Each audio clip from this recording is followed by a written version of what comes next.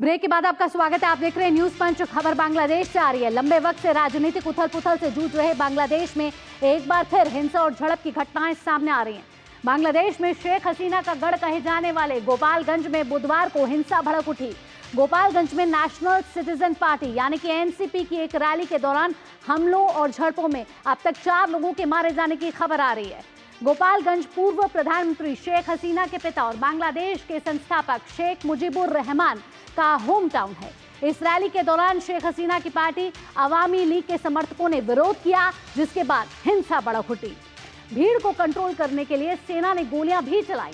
इस घटना के बाद से ही राजनीतिक बयानबाजी अब तेज हो गई है। तो बांग्लादेश में हम देख रहे हैं कि पिछले कुछ समय से राजनीतिक अस्थिरता फैली हुई है। हम देख रहे हैं हिंदुओं पे किस तरीके से अत्याचार हो रहे हैं और बांग्लादेश में कितने मॉन्यूमेंट्स हैं जिसे क्षतिग्रस्त किया जा रहा है। अब देख रहे हैं कि किस तरीके से राजनीतिक हिंसा भी वहां फैलती हुई नजर आ रही है, जिसमें हम गोपालगंज में देखा कि 4 लोगों की मौत भी हुई। आइए ग्राफिक्स के जरिए आपको बताते हैं कि किस तरीके से युद्ध का मैदान बन चुका है शेख हसीना का गढ़ और क्यों इतनी मुसीबत में पड़ गया है ये गढ़। आइए ग्राफिक्स के जरिए आपको बताते हैं। बांग्लादेश के गोपालगंज में रैली के दौरान ये हिंसा हुई है और इस हिंसा में 4 लोगों के मारे जाने की खबर जो है वो बताई जा रही है। बांग्लादेश के गोपालगंज बन चुका है इस समय युद्ध का मैदान। नेशनल सिटीजन पार्टी यानी कि एनसीपी की रैली में यह हिंसक घटना हुई है। सेना ने चलाई गोलियां, 4 लोगों की मौत की खबर है।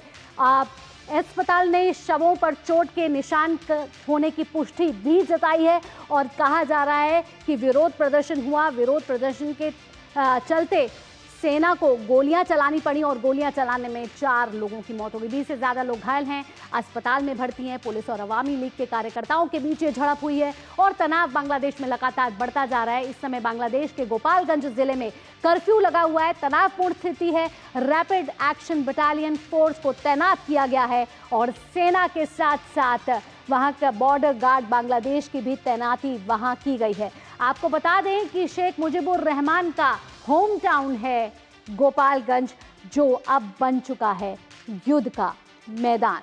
तो जिस तरीके से हम देख रहे हैं कि बांग्लादेश में इस समय उथल पुथल है, राजनीतिक अस्थिरता है और गोपालगंज को बनाया गया है निशाना, जो शेख हसीना के पिता का गढ़ माना जाता है। और वहां हम देख रहे हैं कि कैसे मोहम्मद यूनुस के कई कार्यकर्ताओं और साथ ही साथ बांग्लादेश की नेशनल सिटीजन पार्टी के बीच हुई है झड़प। इस समय हमारे संवाददाता प्रसन्नजीत हमारे साथ जुड़ गए हैं, सीधा उनका रुख करेंगे।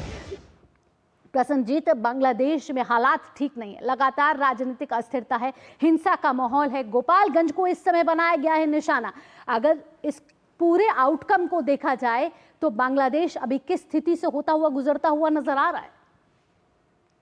देखिए भावना, पिछले 1 साल से हम बोलते जा रहे हैं कि मोहम्मद यूनुस के नाम पर जो सरकार वहां पे है, ये एक मोबोक्रेसी की सरकार है, भीड़ की सरकार है। लेकिन गोपालगंज में जो कुछ भी कल हमको देखने को मिला है, इसका एक अलग सिग्निफिकेंस है। कारण यह है कि जब भी बांग्लादेश में इस तरह की गलत सरकार के खिलाफ कोई भी आंदोलन शुरू हुआ है, तो वो शुरू हुआ है गोपालगंज से।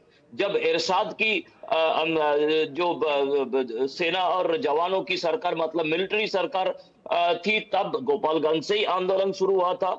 जब जियाउर रहमान का आर्मी शासन के समय पे इसी गोपालगंज से वहां पे लोगों की विरोध शुरू हुआ था।